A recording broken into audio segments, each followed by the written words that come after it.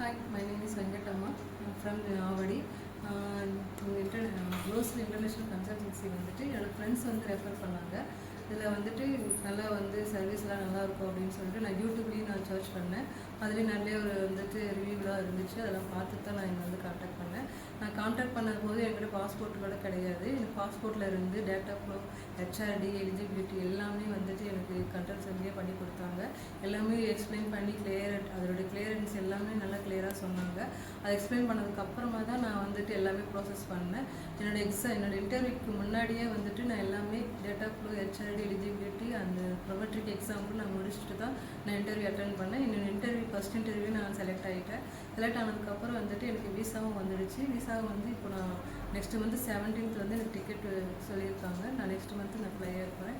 இதுக்காக ஹெல்ப் பண்ண சரண்யா மேம், அந்த கலை மேம், அந்த க்ளோரி மேமுக்கும் செல்வகுமார் சாருக்கும் தேங்க்ஃபுல்.